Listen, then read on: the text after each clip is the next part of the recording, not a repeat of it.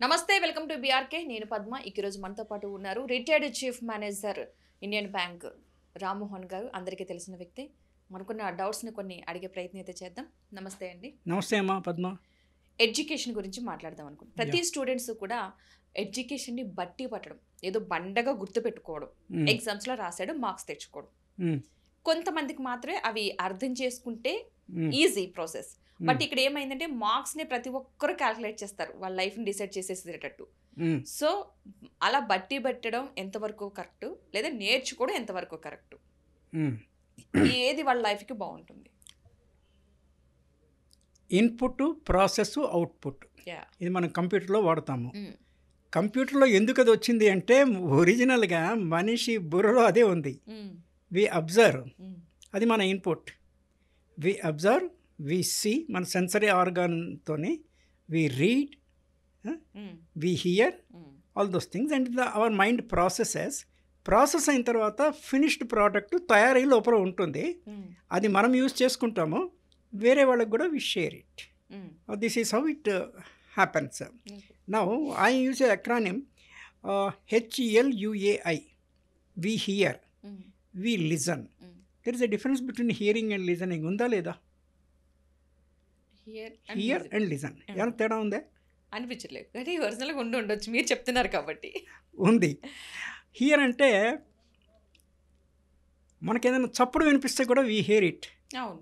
It does not make any sense. Music వింటున్నాము, it make sense.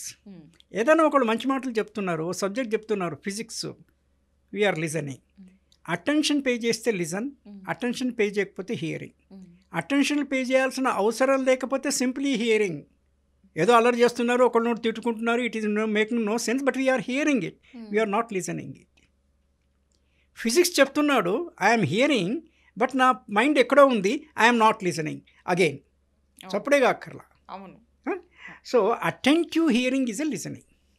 You are listening, కానీ నీ understanding కెపాసిటీకి అది అందట్లా. You are listening, you are hearing, you are listening one above the other, but you are not understanding it. Then what to do? You have to repeatedly listen. ఇప్పుడున్న technology డేస్లో ఒకసారి ఏదైనా మంచి ప్రొఫెసరు, మంచి teacher చెప్పిన lesson recorded version available ఉంటే, the other day I was at TSAT, దుర్గం చెరువు పక్కన వీహబోట్ అంబేద్కర్ యూనివర్సిటీ క్యాంపస్లో TSAT ఉంది.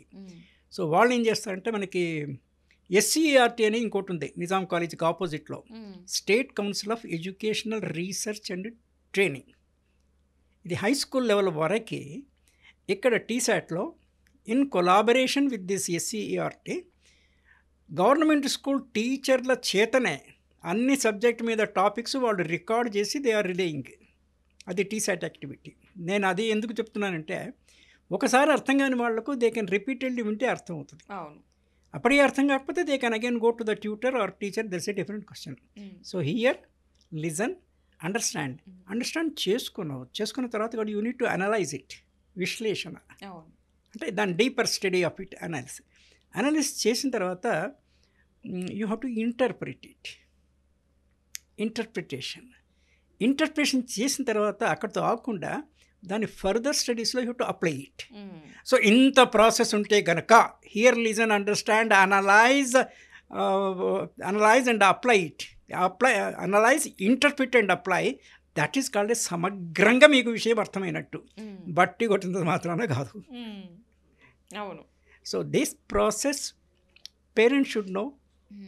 They should make their children to adapt this method. Teachers should know. A good teacher should go through these steps. And భయపెట్టేట్టు ఉండకూడదు టీచర్ను. కొంతమంది students teacher అంటే భయపడతారు. అలా కాకుండా ఉత్తమ ఉపాధ్యాయుల అవార్డ్స్ అని ఇస్తుంటారు. ప్రెసిడెంట్ ఆఫ్ ఇండియా లెవెల్లో కూడా మన దగ్గర కూడా నాకు తెలిసిన వాళ్ళు కూడా ఉన్నారు, కొంతమంది, ముగ్గురు, those who got that award. ఎవరు ఉత్తమ ఉపాధ్యాయులు నా దృష్టిలో అంటే, the dullest student of the class should understand what the teacher told. Number 1. Then what is the quality of a good teacher?